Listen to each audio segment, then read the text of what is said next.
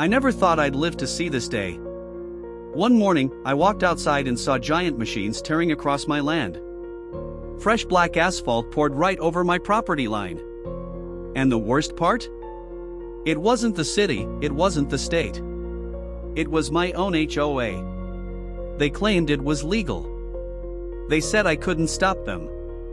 And then, they sued me. But what they didn't know was that this fight was only just beginning. And in the end, I didn't just fight back. I took something from them they never imagined losing.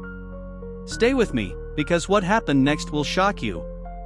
Welcome to HOA Karma Stories, where we share the most unbelievable battles between homeowners and HOAs. My name is John Miller. I live in a quiet town in Texas. I've been a homeowner for over 20 years, and trust me, I've seen it all when it comes to HOA drama. If you're new here, hit that subscribe button. Think of it like pulling up a chair with an old neighbor on the porch. We share stories, we share lessons, and we laugh a little at the madness. And before we dive in, tell me in the comments, where are you watching from? I love knowing the towns and states my neighbors are tuning in from. That morning, I remember it so clearly. The sun had just come up, the air was still cool, birds were chirping like any other day. But then, the sound broke everything. The rumble of heavy machines, the grinding of metal, the strange echo of voices yelling directions. At first, I thought maybe the county was working on the road down the street. We don't get much action out here, so I thought maybe it was just some utility work. But when I stepped outside with my cup of coffee in hand, my heart dropped. Right there, across the field that I had walked every single day for years, there were men in bright vests. And a massive green paving machine rolling right through my land. They weren't on the community road. They weren't anywhere near the boundary line. They were deep inside my property. I froze. For a few seconds, I just stood there in disbelief. The black asphalt was being poured thick and fast, right on my grass. My grass, my soil, my property. I shouted at them. "Hey! What are you doing on my land?" One of the workers, without even stopping the machine, waved his hand like I was just another guy complaining on the street. Another yelled back, "Talk to the HOA. We're just following orders." The HOA? My HOA? I thought maybe this was some terrible mistake, some wrong map, some crossed wires. But as I looked around, and I saw the bulldozer pushing dirt aside, the police officer standing by the edge of the field, and the bright tape marking a line right through my property, it hit me. This was no mistake. They had planned this. They had come onto my land, without a word to me. And they were building a road. I marched closer, waving my hands, trying to get the machine to stop. But the driver didn't even look at me. The asphalt kept pouring. I yelled again. "This is private property. You can't do this." And that's when one of the men, clipboard in his hand, walked up to me. He didn't introduce himself. He didn't apologize. He just said, almost coldly, "The HOA approved this extension. You'll have to take it up with them." I stared at him. Approved this extension? On my land? I pulled out my phone, showed him my deed, my property line map saved as a picture. He glanced at it for half a second, shrugged, and said, "Not my problem, sir. Talk to the HOA." And just like that, he turned his back to me. Like I didn't even exist. Like my ownership, my rights, my hard work meant nothing. I could feel my blood boiling. This wasn't just disrespect, this was theft. I called the HOA office immediately. No answer. Straight to voicemail. I left a message, furious, demanding to know why they were trespassing on my land. I stood there for hours, watching them carve through my soil, flatten my field, and lay down that black asphalt. Each foot of road felt like a knife through my chest. And the strangest part? The neighbors walked by, some shook their heads, some just stared, but nobody said a word. By afternoon, I was pacing in my kitchen, staring out the window every few minutes. The road was stretching longer and longer across my property. And then, around 4 p.m., I heard the mail slot. It was a letter from the HOA. I opened it with shaking hands. And I almost dropped it when I read the words inside. They were fining me. Yes, fining me. According to them, I had interfered with an approved community project by yelling at the workers. They demanded payment in 14 days. Can you imagine? They trespass on my land, they pour a road through my property, and then they have the audacity to fine me. That night, I didn't sleep. I sat at my dining table, papers spread everywhere, trying to make sense of it. Deeds, maps, HOA bylaws. And the more I read, the angrier I got. They thought I was powerless. They thought I would just give up, pay the fine, and accept their road. But they didn't know me. I wasn't going to roll over and let them steal what was mine. I knew this was going to be a fight, a long one, and maybe even ugly.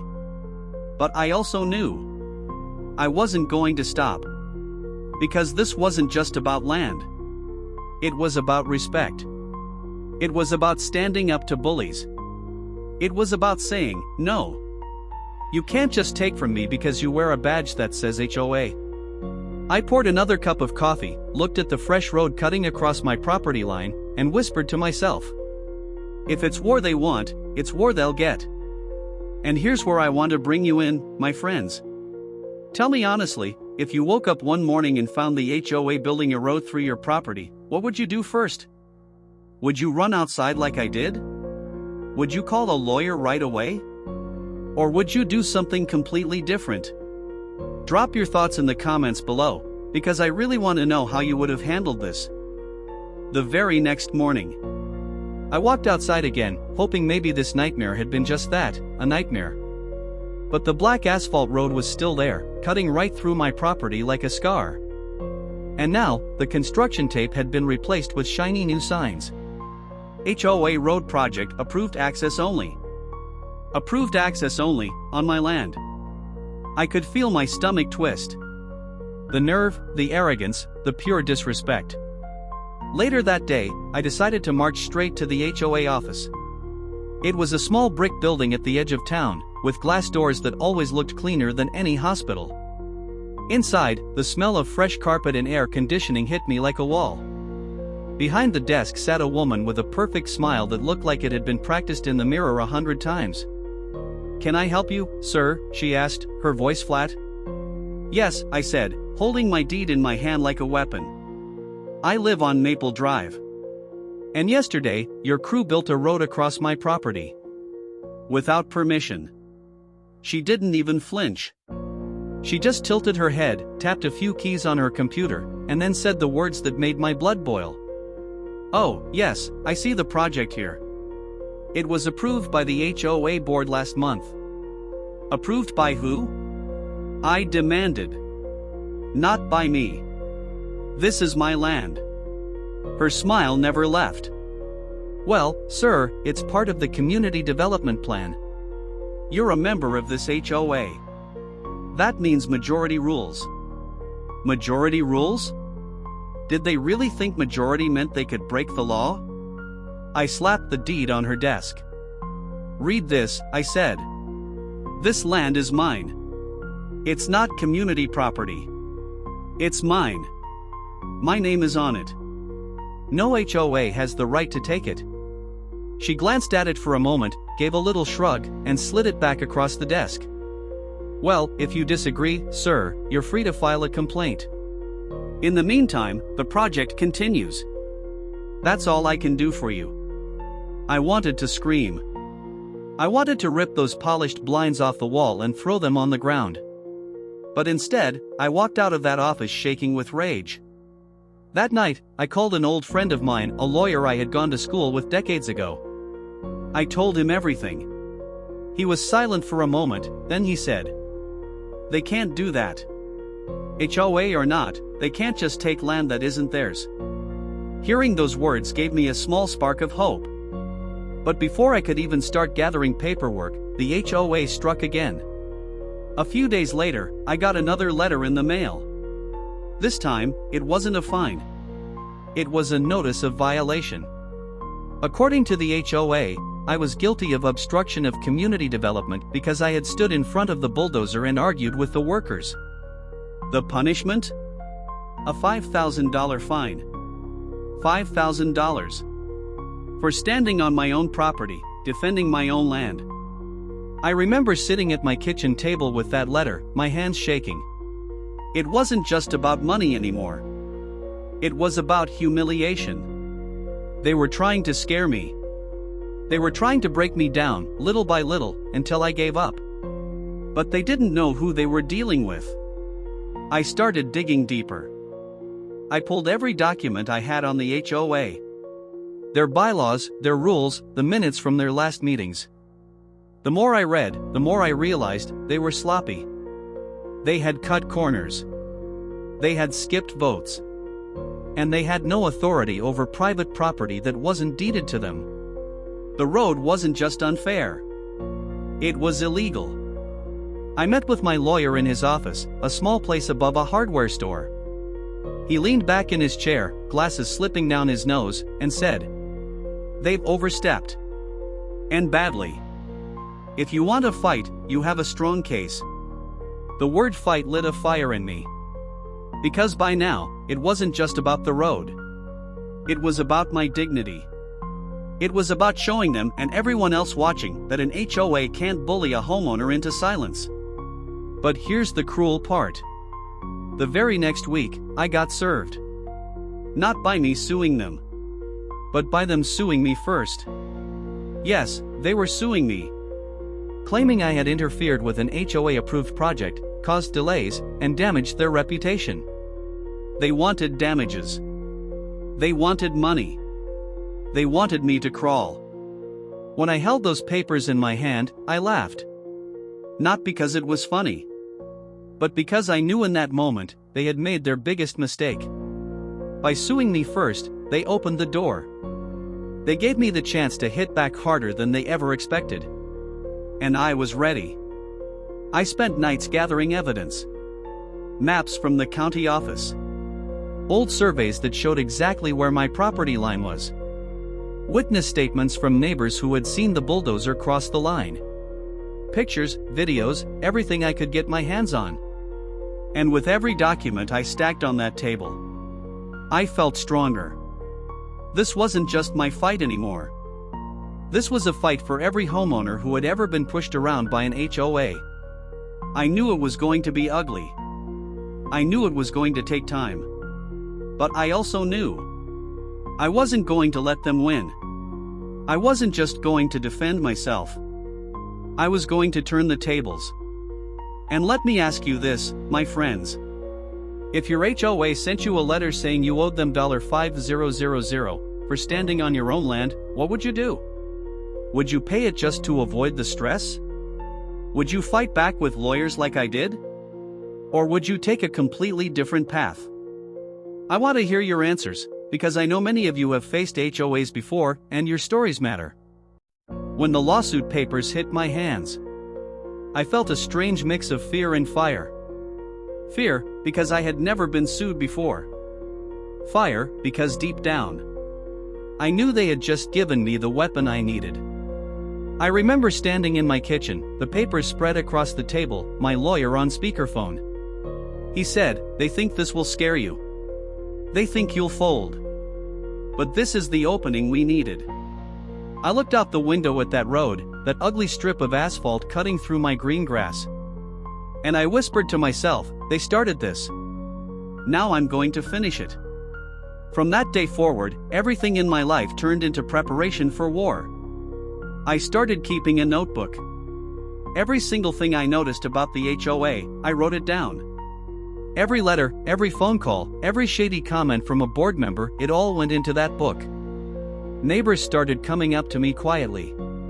One man leaned over my fence one evening and said, "You're not the only one. They fined me for painting my shed the wrong color. They think they own us." Another neighbor told me about dues that were raised without a proper vote. I began to realize, this wasn't just about me anymore. The whole neighborhood was tired of being pushed around. But no one had ever stood up to them. And now, somehow, I had become that person. The weeks before court were filled with long nights. I sat under a single lamp at my dining table, papers scattered everywhere.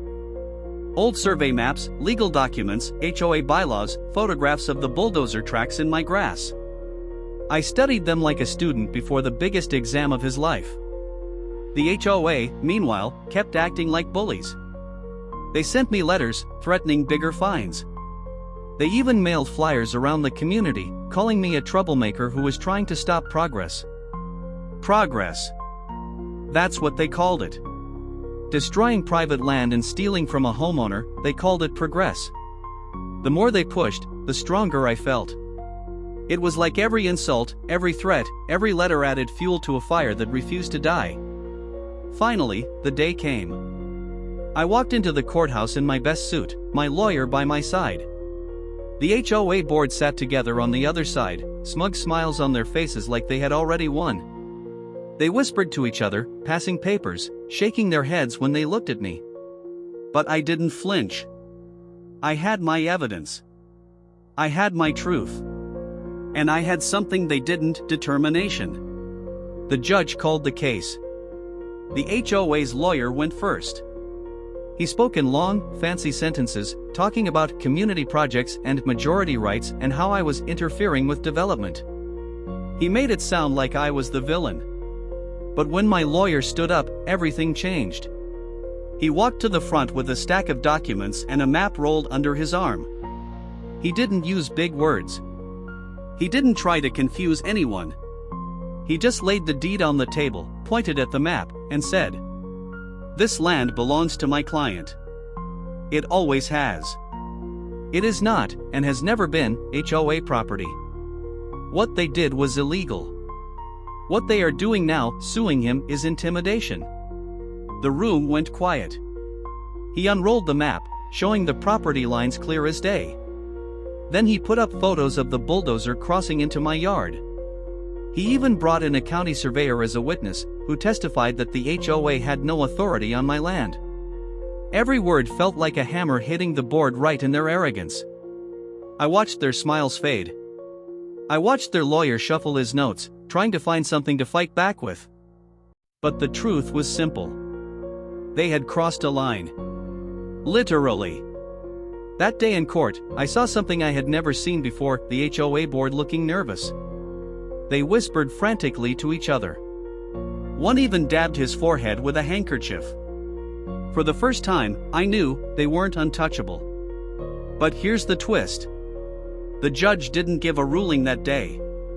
He listened, nodded, and said he needed more time to review the evidence. So we left the courtroom with no final answer, but I walked out with my head high. Because even without the ruling, I knew something had shifted. The HOA had finally been dragged into the light. That night, I sat on my porch, looking at that road cutting across my land. It was still there, ugly as ever. But it didn't look like a scar anymore. It looked like a battleground. A battleground I wasn't going to lose. Because by now, this wasn't just about stopping a road. This was about stopping them. Exposing them. Showing the whole community that the HOA was nothing more than a group of bullies hiding behind paperwork. And if I had to tear every one of those papers apart in court, I would. And let me ask you, friends, have you ever faced someone, an HOA, a boss, a company, who thought they were too powerful to be challenged? Did you fight back, or did you let it go? Be honest with me in the comments, because I know many of you have stood where I stood, staring down giants who thought they could never fall. When I walked out of that courthouse, I should have felt exhausted. But instead, I felt alive. Like the battle had just begun. The HOA thought suing me would break me. But it had done the opposite. It had lit a fire in me that wasn't going to burn out. That night, I spread all my papers across the dining table again. But this time, I wasn't just preparing to defend myself. I was preparing to attack. I told myself, if they want to play dirty, then I'll play smart. And the first step to fighting back was information. I started visiting the county records office. Old maps, zoning documents, easement filings, I wanted everything that had my land mentioned. The clerk must have thought I was crazy, coming in every day, digging through dusty files and old microfilm. But little by little, I started finding cracks. One record showed that the HOA never filed the proper request for the road. Another showed that the vote approving the project hadn't even met the minimum quorum. And buried in the bylaws, I found a clause so clear it almost made me laugh. No HOA project may encroach upon private property not deeded to the association. It was in their own book of rules. They had broken their own law. At the same time, I started knocking on doors in my neighborhood. Some people were nervous to talk. The HOA had a way of scaring folks into silence. But once I explained what was happening, I saw their eyes light up. One man said, "I've been waiting years for someone to stand up to them." A woman told me how they fined her for planting roses in the wrong color. The stories poured out. Late dues, unfair fines, threats of foreclosure, it was a pattern. They weren't just bullies to me. They were bullies to everyone. And slowly, the neighbors who once whispered in the shadows started standing closer to me. One evening, as I was walking back from a neighbor's porch, I looked at that black asphalt road cutting across my land. And for the first time, I didn't just see it as an invasion. I saw it as proof. Proof of their arrogance. Proof of their corruption. Proof of why this fight mattered. When we went back to court, my lawyer brought a binder so thick the judge raised his eyebrows. Inside it was everything. Maps, surveys, bylaws, witness statements, photographs, even video of the bulldozer tearing through my yard. The HOA's lawyer tried to object. But the judge waved him off. "Let him proceed," he said. As my lawyer laid out the case piece by piece, I watched the board squirm in their seats. They whispered, shifted papers, avoided eye contact. Their confidence was cracking. And then came the moment I'll never forget. My lawyer held up the bylaw, the one I had found buried in their own book. He read it out loud. "No HOA project may encroach upon private property not deeded to the association." The room went silent. The judge looked directly at the HOA's lawyer. "Is this accurate?" he asked. The lawyer stammered, flipped through papers, and finally nodded. "Yes, Your Honor, it's in their bylaws." The judge leaned back in his chair. "Well then. That seems quite clear, doesn't it?" I could have shouted for joy right there.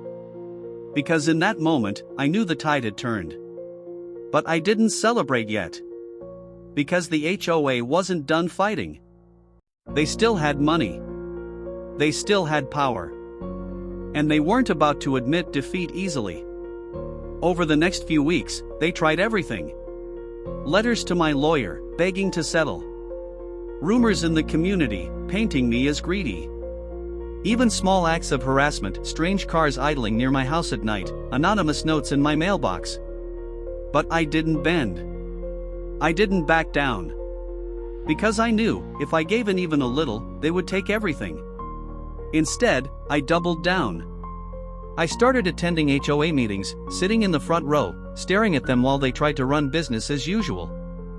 The board hated it. They stumbled over words, cut meetings short, tried to avoid eye contact. The neighbors noticed too. And slowly, people started joining me. At first it was 1 or 2. Then 5. Then 10. Before long, half the room was filled with homeowners fed up with the board's nonsense. It was no longer just my fight. It had become our fight. The judge hadn't ruled yet, but the pressure was building. The board was losing control. And for the first time in years, the community felt like it was waking up. I'll never forget one meeting where a neighbor stood up and shouted, "Why should we trust you anymore? You can't even follow your own rules." The board tried to silence him, but the room erupted. Voices rose, questions flew, the board members turned red. I sat there quietly, watching. And I realized something. Even if the judge hadn't spoken yet, the people had. The HOA was crumbling. That night, I walked back across my yard under the porch light, looked at that ugly road, and smiled. Because I knew I wasn't just pushing back anymore. I was winning. And let me ask you this, friends. If you were sitting in that meeting, watching the HOA board fall apart in front of your neighbors, would you speak up and shout your truth, or would you sit back and watch the chaos unfold? The courthouse smelled like old wood and nerves. When I walked in that morning, my heart was pounding so hard I thought people could hear it. But I kept my head high. This wasn't just another hearing.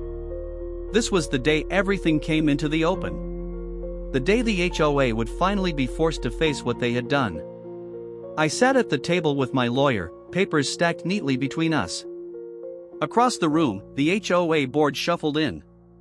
Pressed suits, polished shoes, fake smiles plastered across their faces. They looked confident, but I could see it. That flicker of fear in their eyes. The judge entered, the room stood, and then it began. The HOA's lawyer went first.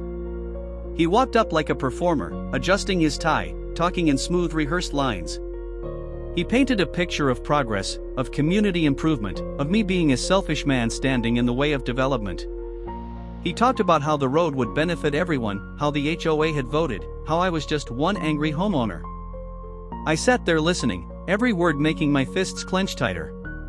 Because it wasn't just lies, it was insult. They weren't just stealing from me, they were trying to paint me as the villain. When he finally finished, he walked back to his table with a smirk. The board members nodded like they had already won.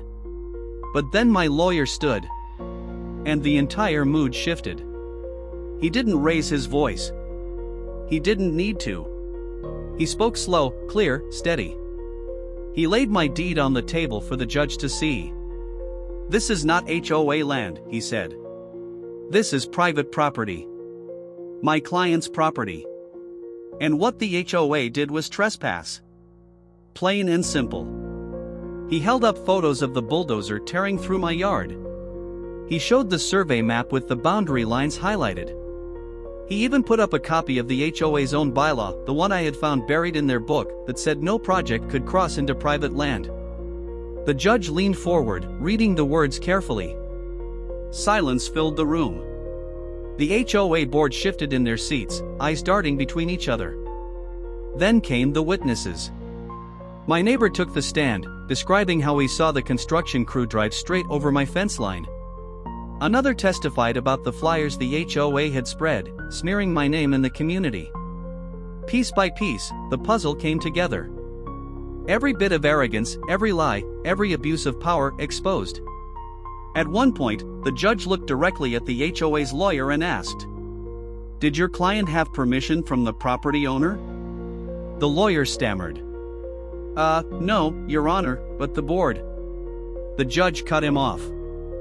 "That's enough. Answer the question. Did they have permission?" "No, Your Honor." The sound of those words was like a victory bell ringing in my head. But it wasn't over yet. Because then it was my turn to speak. I stood up slowly, walked to the front, and faced the judge. My hands were shaking, but my voice came out strong. "Your Honor," I said, "I worked my whole life for that land. I paid for it, I maintained it, I walked it every day. And one morning, I woke up to see it stolen from me. Not by strangers, not by the government, but by the very people who were supposed to represent this community." I turned slightly, looking at the board. They didn't just trespass. They mocked me. They fined me. They tried to silence me. They thought I would give up. But I'm here to say, I won't. The room was silent. Even the board looked down at their papers, avoiding my eyes. When I sat back down, my lawyer gave me a small nod. I knew I had spoken from my heart. The judge cleared his throat. "I will review all of this carefully," he said. "But let me say this, property rights are not something to be taken lightly. And from what I've seen here today, there are serious concerns about how this HOA has conducted itself." He banged his gavel, and the session ended. Walking out of that courthouse, I felt something I hadn't felt in weeks. Strength. Hope. vindication. But also, a new kind of fire. Because this wasn't just about winning a case anymore. This was about taking back control. The HOA had revealed who they really were. And I wasn't just going to beat them in court. I was going to beat them at their own game. On the courthouse steps, neighbors gathered around me. Some clapped me on the back. One said, "We're with you. Whatever happens, we're with you." And in that moment, I realized this fight had become bigger than I ever imagined. It wasn't just me versus the HOA anymore. It was the community, waking up, standing together. That night, sitting on my porch, I thought back to the first day I saw that bulldozer roll across my field. How small I had felt. How powerless. Now I felt like I was holding the cards. Because the truth was out there. And once truth gets out, it can't be buried again. The road still cut across my property. The asphalt was still there, dark and ugly. But I no longer saw it as theirs. I saw it as mine. Because every inch of that road was evidence. Evidence that would one day lead to their downfall. And deep inside, I knew that day was coming. So let me ask you this, my friends. If you had the chance to stand up in court, face to face with the people who wronged you, would you stay quiet and let your lawyer do all the talking, or would you stand tall and speak your truth, no matter how nervous you felt? When I walked out of that courtroom that day, the air felt different. The sky looked clearer, the ground felt steadier under my feet. Because deep inside, I knew something had shifted. The HOA wasn't untouchable anymore. They had been exposed, not completely, not yet, but enough for the cracks to show. I went home, sat on my porch, and watched the sun go down over that ugly strip of asphalt. And for the first time, I didn't see it as a road. I saw it as their mistake. The mistake that was going to cost them everything. The days after court were like living in a storm. Rumors spread through the neighborhood. Some said I was going to lose. Others said I was going to bankrupt the HOA. People whispered when I walked by, but this time, it wasn't with doubt. It was with curiosity. With hope. And then, the calls started. Neighbors who had once been silent, who had once avoided eye contact, began knocking on my door. They brought stories. Letters they had saved for years. Unfair fines, bogus violations, threats of foreclosure. Each story was another crack in the HOA's armor. I started keeping folders, one for each neighbor. The stack grew higher every day. And the more I read, the angrier I became. They weren't just corrupt with me. They had been corrupt with everyone. One man had been fined $200 for leaving his trash can out a day too long. Another was threatened with legal action for building a wheelchair ramp for his disabled wife. A woman showed me letters where they called her garden an eyesore, even though it was filled with roses. It was abuse. Plain and simple. And now, I had the proof. At the next HOA meeting, I walked in with a box under my arm. The room was packed, word had spread. The board sat at their table, trying to look calm, but their eyes gave them away. They knew what was coming. I stood up, opened the box, and pulled out folder after folder. "Ladies and gentlemen," I said, "this is not just about me anymore. This is about every single one of you who has been bullied, fined, threatened, or silenced." Gasps filled the room as I laid the papers on the table for everyone to see. One by one, neighbors nodded, whispering, pointing. The board shifted uncomfortably in their seats. And then, I spoke the words that shook the room. We trusted them to represent us. Instead, they abused us. And now, it's time we take back control. The room erupted. People clapped, shouted, stood to their feet. The board tried to bang their gavel, tried to call for order, but it was too late. The tide had turned. That night, neighbors gathered on my lawn. Some shook my hand, others hugged me.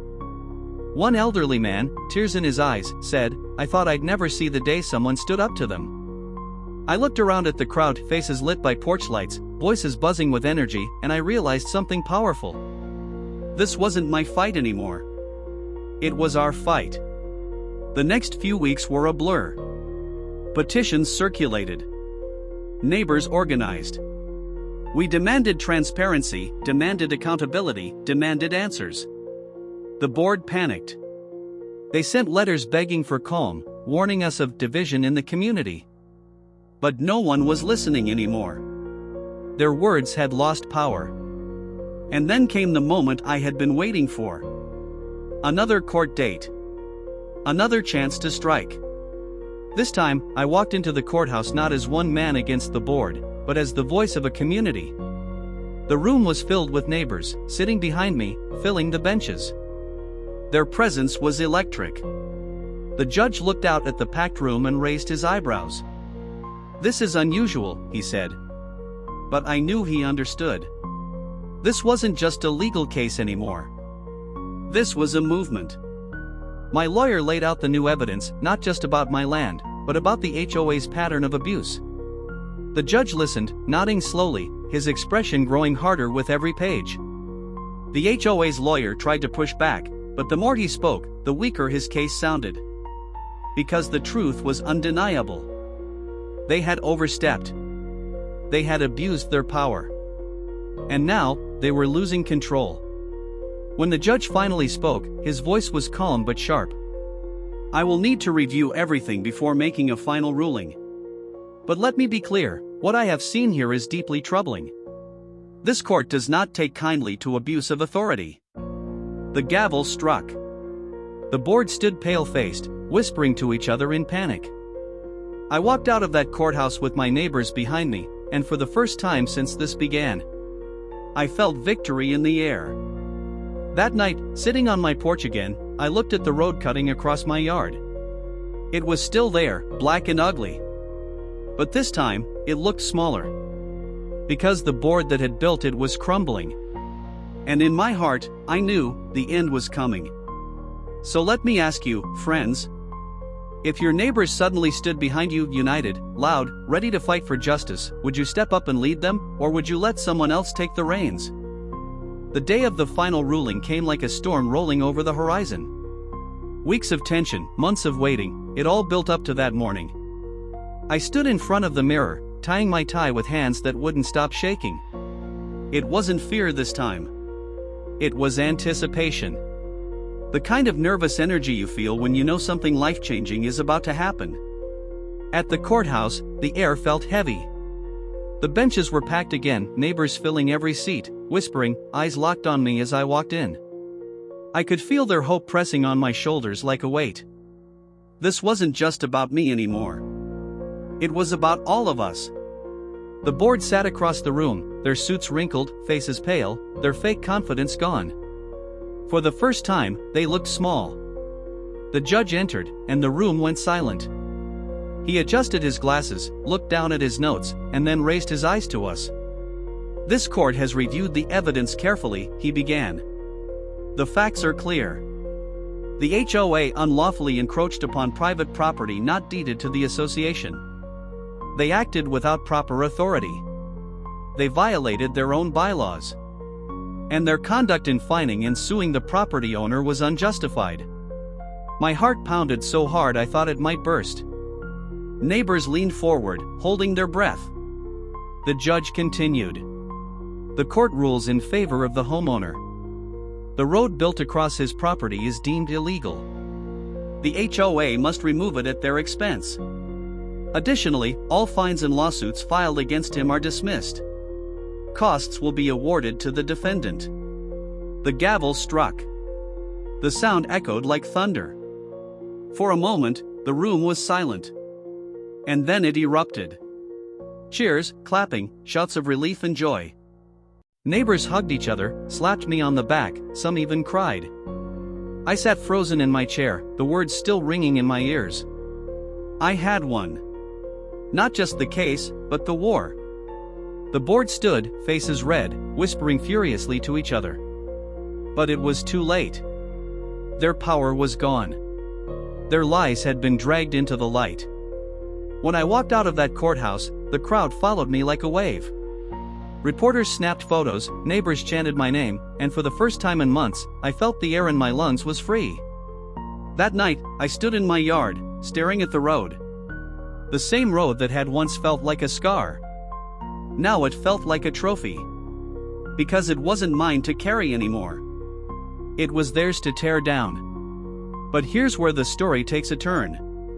Because winning in court wasn't the end. It was only the beginning. With the board disgraced, neighbors started talking about change. Real change. We didn't just want an HOA without corruption. We wanted an HOA that worked for us, not against us. And that's when they came to me. Run for the board, they said. Take it over. Let us. Show us how it should be done. At first, I laughed. Me? A board member? The same group I had spent months fighting tooth and nail? But then I thought about it. If not me, then who? If not now, then when? The election came fast. And when the votes were counted, it wasn't even close. The old board was swept out, and I was swept in. I had gone from the man they tried to silence, to the man they now had to answer to. The first meeting I led as HOA president was surreal. I sat at the head of the table, the same chair where they once made decisions against me. But now, the power was in my hands. I looked out at the room full of neighbors, and I promised them one thing. No more bullying. No more threats. No more corruption. This HOA belongs to you, the homeowners. And as long as I sit in this chair, I'll make sure it stays that way. The room erupted in applause. Not the fake kind. The real kind. The kind that comes from relief, from freedom, from hope. From that day forward, things changed. The fines stopped. The threats disappeared. Neighbors started smiling again, planting gardens, painting fences without fear of letters in the mail. The community finally felt like home. And every time I walked past the spot where that road once cut through my yard, I smiled. Because it reminded me of the fight. The long nights, the fear, the anger, and the victory. It reminded me that sometimes, the thing meant to break you, becomes the very thing that makes you stronger. And it reminded me of one final truth. When bullies rise, they only stay powerful as long as people stay silent. But the moment you stand up, the moment you say enough, everything changes. That road may have been built on my land. But in the end, it built something much bigger. It built courage. It built unity. And it built the future of a community that finally took control of its own destiny. So let me ask you, my friends. If you were in my shoes, if you had the chance to go from being the victim of injustice to sitting in the chair of power, would you take it? Or would you walk away and leave the fight to someone else?